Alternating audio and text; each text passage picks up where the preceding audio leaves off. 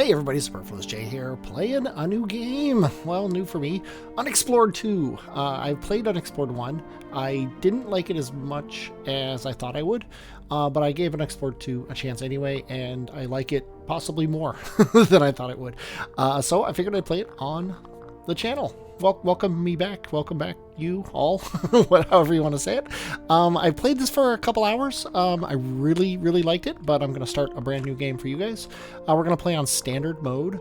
These different modes here give you options here, and then they put them here. If I wanted to have like make things harder, I could click on this red thing and put it over here. I'm not going to do that. If I want to make things easier, I could do that and put it over here. I'm not going to do that either. I'm going to leave the two things that are here normally. Low risk traveling makes things a little bit easier when you're walking, and easy world, the enemies are a little easier somehow.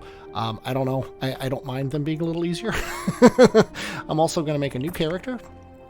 When you start this game, these are locked. It's really cool. These are locked, and when this character dies, this is kind of roguelike-ish. When this character dies, I might have other cultures unlocked that I can pick for my second character to play through in the same world, to try to pick up where this person died and left off and complete the quest. Or I can start a whole new world, and all these things are locked again, except for the top one. So it's not really a roguelike, but it kind of has those feelings. I only have three options. I only have one option for the culture right now, so I'm just going to be the Raafi. And the Raafi are like the religious people who actually want to do the thing that you're going to have to do in the game. We'll get to that in a minute. I could be a Gru, who is really tall, and they have these traits. I'm not going to cover too much of this as we go because there's a lot. We can be a human, which is basically a generic person, or I can be this person with, I think, 6 eyes, but I can't really tell. Either that or he has those like Christmas bells on his head. They are strong connection with the spirits, which they love to translate into complex tinkling melodies. I'm just going to be a human because, you know, I am a human in real life. I can be a disciple, which is what I have to be because that's the only option. But basically, I was trained by Raafi to handle any situation in the pursuit of saving the world, which is my goal. This is a really important part of the game. Hope traits might be lost during the adventure, starting with the highest one. So vitality is like the one that it's locked, so I can't take it away. But I can also the ones I choose, the order I choose them matters, because if I lose hope, if my character loses enough hope, they'll lose whatever is the fourth one I put in here, then the third one, then the second one, then the first one. I think when the first one's gone, you're basically dead. So what I want to do here is I'm going to do kind of similar to what I did before with my other game, because it worked out pretty well for me. Is these +1 redraws are the ones I want, because I like the gambling part of this game, and I want to make it as easy for me as possible. I want to try to lean that way as opposed to leaning sort of towards combat. Now, which ones do I want to be the first one to go? I think I want social tests to be the lowest one. I've naturally a charming person, which I mean basically is me anyway. And then then the next ones is spirits and elementals, and then magic. And I can also have heightened senses. Oh wait, that's not a +1. Never mind. So I'm going to do this, and I'm going to do that, and then that's just the way I am. So then for my skills, I have 3 total skills, and I can pick them out of these. I don't know what the best skills to choose are. I don't think archery is a good one, because then you have to carry arrows and stuff. Empathy, I get a redraw on social fortune tests, which might be a good idea. Barter is better when trading goods. I didn't do a lot of trading in the first game I had here.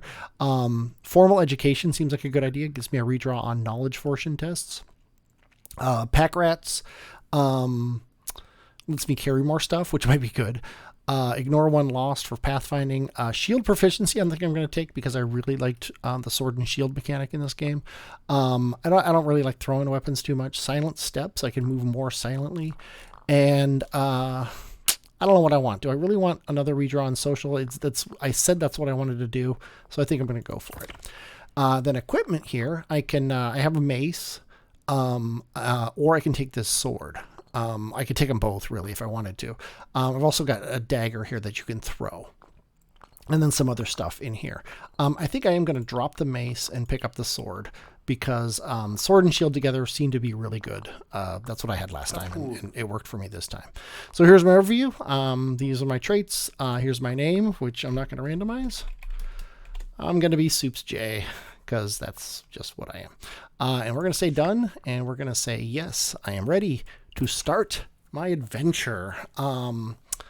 This game is fairly new, and it has a couple bugs here and there. They've been fixing them very quickly, but they've given you ways to continue playing even if you have bugs. And yes, this world is procedurally generated. The entire world is, and it takes a while to build it each time. Normally, if I'm not talking, I'm going to cut out the little steps between, but generally, I'm not going to worry about it too much. But here's basically the intro thing. I thought that I was given the option to pick whether or not to skip this. I wasn't going to skip it anyway, but I find it weird that I wasn't given the option. But anyway, this is the Staff of Yendor. If you know anything about the original Rogue, you are in the original Rogue. You're going down into the dungeon to get the I think it's the amulet or chalice or something, I don't remember, of Yendor. And Yendor, if you look at it, spelled backwards, is Rodney, which is the name of the person who wrote Rogue, the original. So that's where Yendor comes from. And the Staff of Yendor here, my goal is to take the Staff of Yendor and destroy it. It's kind of like the ring in Lord of the Rings. I want to get rid of it. Yeah, let's see. So I took the staff. Let's talk to these people here. I don't know who left these standing stones, but I have heard, tell the descriptions, blah, blah, blah, blah, blah. Okay. And you know what? I may have skipped the intro. Yeah, because I think... Let me hit the map. Yeah, I'm in Haven. So I skipped the intro, which is a little annoying because I wanted to play it. But I guess it's not that big of a deal. I guess the game just doesn't let you do the intro after the first time. That doesn't make any sense. Or maybe I just skipped it. I don't know. But in the last game, I had to actually walk across the countryside to get here. But anyway, so in Haven, which is like your hometown, there's envoys or ambassadors, I guess, for the other clans around the world. And these people, you can talk to every single one of them. None of them actually have anything to tell me at the moment. There's also an inn here, which I guess I'll go in. Go in. Get it? Go in. Oh, man, the hits keep coming. So here I can camp here. And I can also camp out in the world and like light a fire. Let's see. Oh, and everybody you talk to tells you something, generally. This guy's saying the remains of someone important who can be found in a barrow in... Oh boy, I'm going to have to know these words. Boevebergen. According to rumors, it's haunted. Though if that really is the case, and then I can say, show this on the map, and it's up there. So this is now on my map, and I don't have to remember this. It's going to tell me here. Somebody important was buried, and I don't know why I would want to go there, but, you know, hey, that's what's there. The innkeeper I'll talk to in a minute. I'm going to talk to everybody else first. Let's talk to this guy. I was hiding in the rain in a cave in the Darrell Elk Flats, and there was a strange door inside, decorated with skulls and glowing with an eerie light. I'd never dare to enter. I'm not going to show all of these on the map. I'm just going to do it a couple times to kind of show you what's going on.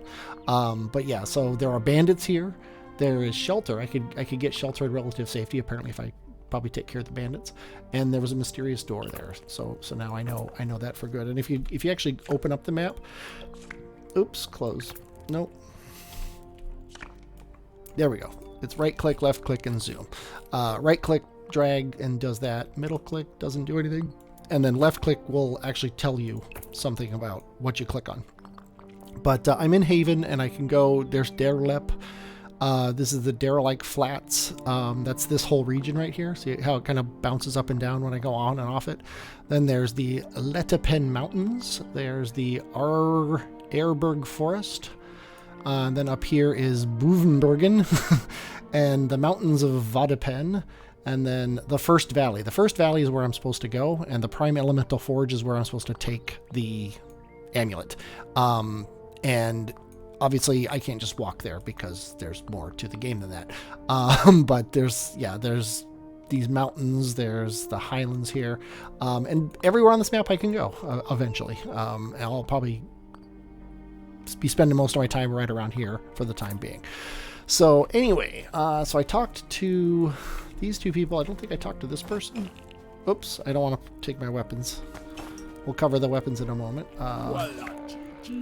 If you're traveling through the Airberg Forest, you can find relative safely at a way shrine. The magic hearth there used to be functional, so it's a bit less safe than usual. Some fool must have broken it. I bet you can fix it. So there's a shrine, so yay. Nothing important there, but what are you going to do? Let's check out this other room, see if there's anything in here. Doesn't look like it. I don't think you can like take things off tables or something like that. If there was a pot, I could probably either open it or break it. But let's go ahead and talk to the innkeeper here.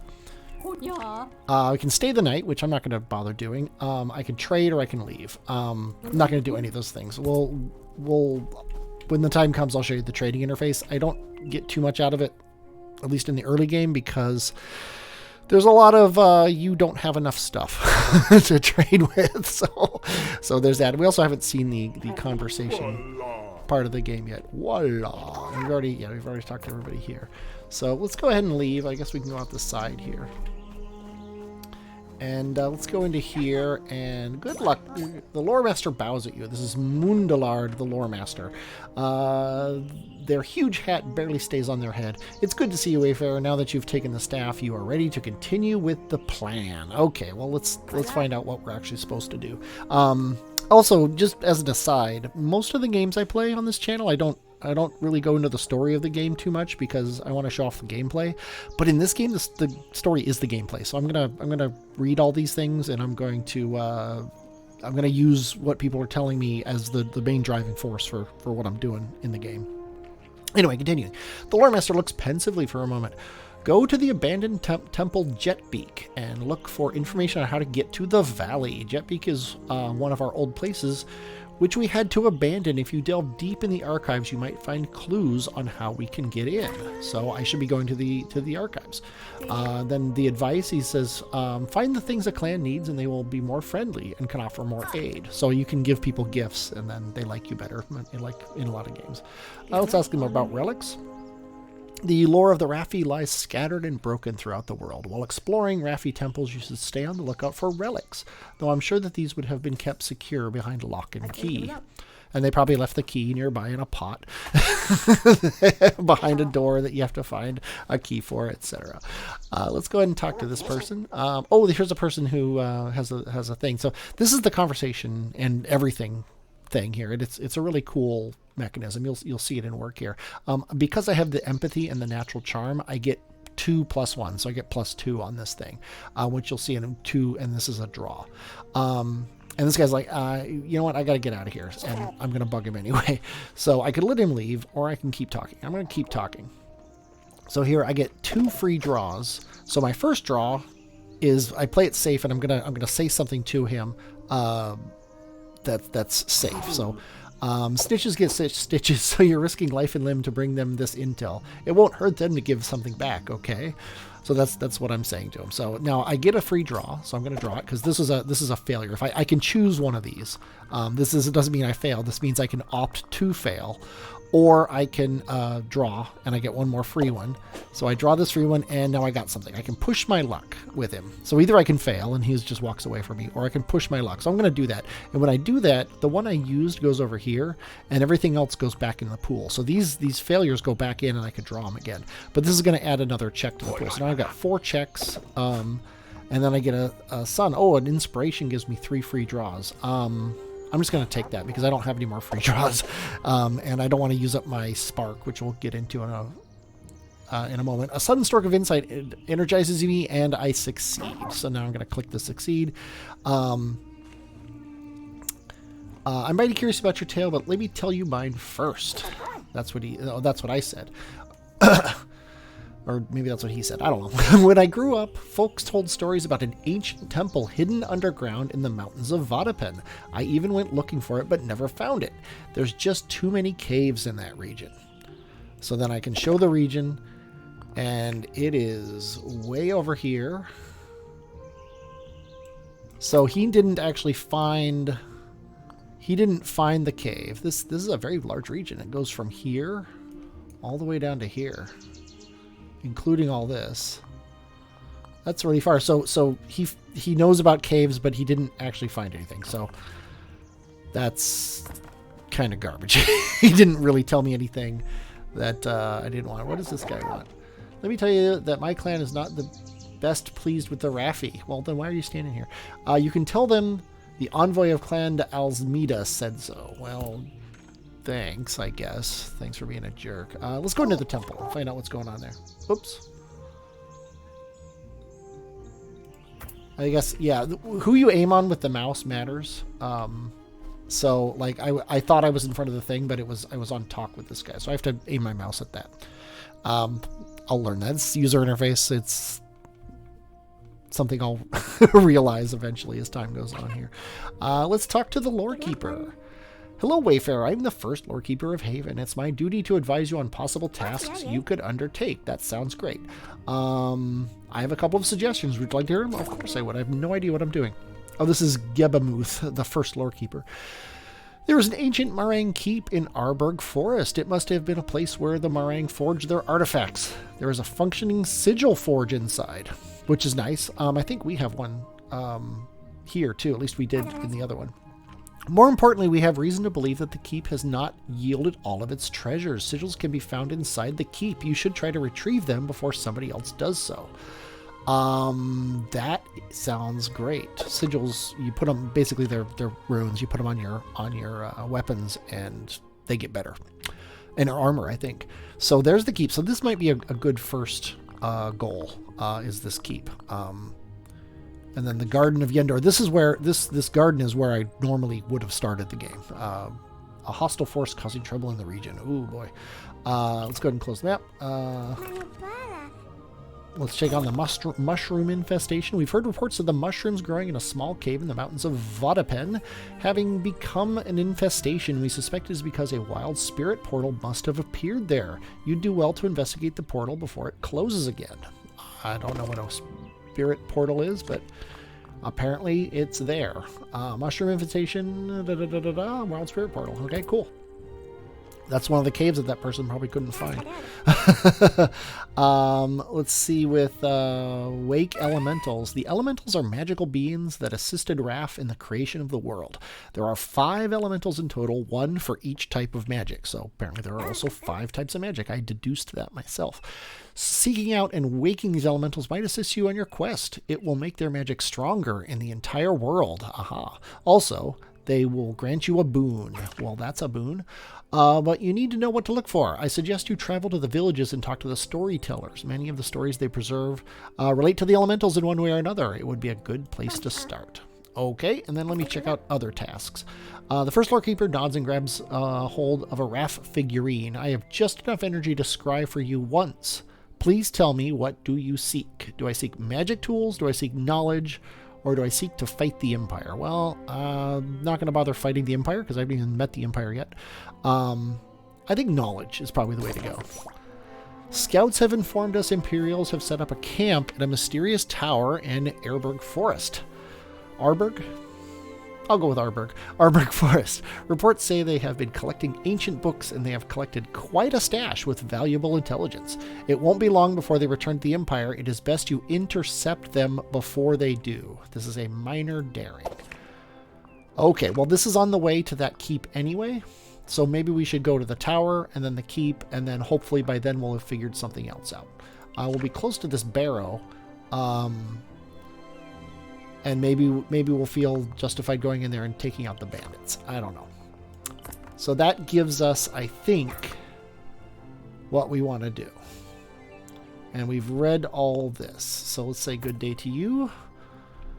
And head over here. We could make a tribute to Raafi, but I'm not going to bother, I don't think. There's a table over here with nothing on it. Let's check out over here. There's a map of the world, which doesn't look like our world. That's just the default map. These bookshelves usually have stuff in them. We can check them out. Oh yeah, okay, these shelves are filled with books. If you had time to spare, you can spend hours reading them, or you could quickly glance at some of the more interesting ones you spot. Well, let's go to Wondrous Wells. The Wondrous Wells by Siraj with a not superfluous J in his name. Could be Ciro, traveler extraordinaire. This travel account describes a disastrous journey through Elderstain's Roughs. Okay, Elderstain's Roughs. The author nearly perishes from lack of water, but is ultimately saved when they find a magic well tended by a mysterious character named Lilu Dallas. Later, the author learns there are more of these wells in the Elderstain's Roughs. Interesting. The author suggests that anyone undertaking a similar journey does well to locate these wells before setting out. This can be done using the scrying stone on a low hill. The device can detect the wells at a distance. A note scribbled at the bottom of the page reads, "Went there, no use, sky sigil missing." So I should bring a sky sigil with me when I go there, I think is what it's saying. Let's go ahead and read the On Forges. Magic items can be crafted on sigil forges like the one found in Haven's Vault. Yes, we have a forge here. But there also exists a special, more powerful version called the Spirit Forge. Aha! With it, you can journey into an item and unlock its full... Journey into an item, note, and unlock its full potential. So items have spaces inside them. That's very interesting. Let's talk to the archivist. I wish you a splendid day, my dear wayfarer. Welcome to my humble abode, Haven's great library. Pardon me for being a bit rude. I am Ansotmet. I am Ansotmet, the current prime archivist in Haven. How may I help you today? Well, tell me about the library. Haven's great library is where we keep our most treasured artifacts, our scrolls, texts, and books, and the wealth of information they contain. As anyone with a brain will tell you, knowledge is power. And anyone without a brain will say power is power. No, mind you, not to let my esteemed colleague in the vault tell you any different. He's probably going to say power, might is power. Feel free to browse the library and see what knowledge it holds. There's much information here. It is inevitable you should find some to aid you on your journey. Nice, let's learn some secrets. I don't think you have any quests right now that require my assistance. Return to me if you discover any solid leads. Okay. Not sure exactly what that means. Collect knowledge. We are always on the lookout to expand our library and the knowledge it contains. Should you come across ancient scrolls and books, please hang on to them. Either bring them to me directly or pass them on to other Raafi scholars you might encounter on your journey. They will make sure it reaches our shelves in perfect condition. Once you have collected enough knowledge, you can talk to a scholar like myself and see if we can help you use that knowledge to uncover any secrets. Okay, so bring books back, get stuff. And that's it. So, goodbye. Let's check out what's in this bookshelf. They're filled with books, blah, blah, blah. Okay, let's learn about Spirit Ore. An ode to Magnetol. Magental. Let's go with Magental because it's like magic, right? Magental. This tome sings the praises of the metal Magental, which is sometimes also known as Spirit Ore. It can be used to make powerful and durable items, but is also a source of raw power, with the raw knowledge, really, which is power, as we've just learned.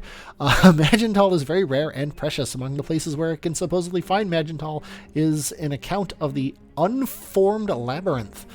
That's a plane. It's a flat plane with no walls. Although it sounds too fanciful to be real, but the legend says that one who can penetrate that mythical maze is rewarded with the purest Magental on the earth. So we're on the earth. Or this earth, and they lowercased it, so it doesn't count. Okay, oops, I pulled out my weapons again. There we go. Let's investigate this bookshelf. By the way, we are 24 minutes in, so I'm probably gonna, after reading all these things, leave, like in the episode. These episodes, I'm gonna try to keep them around 30 minutes or so, and yes, I am gonna read everything out loud. If If you don't like it, sorry. These shelves are filled with books, blah, blah, blah, blah, blah. Yeah, we know that. Pillars of Creation, The Five Elementals by Snorri the Second. I bet he was really interesting. The 132nd Scholar. Written in archaic prose, this text describes the nature of the five elementals. Elementals are beings which assisted Raafi in creating the world. We learned that already. They function as conduits between the spirit and the material world, where they are tasked in producing and shaping the raw building blocks which are needed for creation.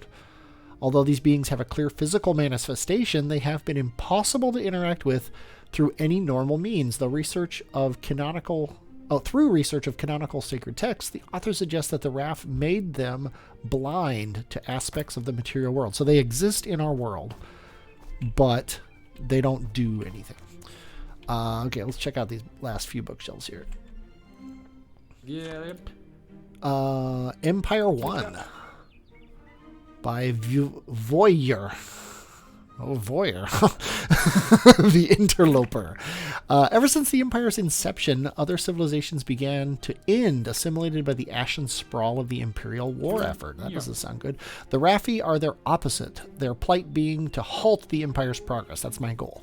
These two parties have been in a never-ending conflict, likely to prolong until the end of time. Well, hopefully that won't happen, because I'll win. That's my goal. The Lord of Corruption by Snorri, the most interesting of all the scholars. 23rd Scholar. This book is very old and barely legible. The text is written in small squiggly handwriting, and a large part of it is faded or blotched. From what can be made out, it's about a figure of named Lord Grievous from Star Wars, a deity from ancient times, and a robot with 8 arms. The author describes that this Lord Grievous was a robed figure wearing a skull mask and 8 lightsabers, or I think he had 4 lightsabers. They held an ebony staff in their hand and had a bird of prey perched on their shoulder, whispering in their ear. This lord was seen as evil and dark being which held dominion over the dead. Stories about them revolved around them making bargains with folk, offering power and wealth in exchange for a high price. This price usually meant a physical transformation into a horrible and violent monster. Well, geez, that doesn't sound good. Let's learn about Nico Henkar. This manuscript was written by librarian Mixiv. I don't know why everybody else has numbers and these guys have Roman numerals, but that's 114, I think. Probably. Or is that 1,000? Yeah, it's 1,014. It is old as has seen better days. The story is about Nico Henkar, the mythical Raafi hero who managed to steal the Staff of Yendor from the Empire and brought it to the Garden of Yendor. That's where... what's interesting is that Nico Henkar is portrayed as an ordinary figure who wasn't particularly skilled, but who had luck on their side during the adventure. I believe this is a reference to the first game, because in the first game you actually go into this thing and try to get the Staff of Yendor. Notes in a very small but elegant writing fill the margins of the pages. The notes suggest that whoever was supervising the author was not happy with this take on the hero and requested rewrites on passages multiple times. Cute. Which kind of matches the roguelike aspect of the first game. Okay, Mig's I think there might have been another story over there. Merg's Fairy Tales. This nicely illustrated collection of fairy tales contains a collection of fanciful tales, one that piques your... that's the wrong spelling of peaks. It's Piqueus in this case. One that piques your interest is about a hunter that acquired a magic bow after playing a tune for a breed of plants that can walk on 4 legs. Okay. The bow could be fired without arrows. Well, that sounds convenient. They used the bow to slay a giant boar that threatened their village. Okay. Sounds good to me. Let's check out Mrang Masks by Runabal, the 1034th Scholar. This book describes the various garments the leadership of the Mrang, the Elementors, wore during different eras. Trends in ceremonial clothing and accessories are described in high detail, accompanied with vivid illustrations of each described piece. In Chapter 5 of the book, it tells how the Elementors began to wear masks fashioned in the style of their respective elements. These masks provided a visual and mystical recognition of the wearer's station. This meant that the masks granted access to facilities and obedience from servitors. The book concludes that since the fall of Mrang, the masks are worn by clan leaders on occasion, making them very recognizable symbols of power and Authority. Okay. Pata. Yeah, I didn't look up the Elemental Veil. The Elemental Veil by the Ex-Elf Chronicler. The Zulf Chronicler. In the 9th volume, on the ways the Raafi have created defenses. This is 40th, by the way. In the 9th volume of the ways the Raafi have created defenses in the First Valley, the author describes the First Valley's most potent defense, the Elemental Veil. Aha, I might have to pierce this veil in order to get into the veil. The Elemental Veil is a powerful magical effect which has effectively been repelling Imperial forces for ages.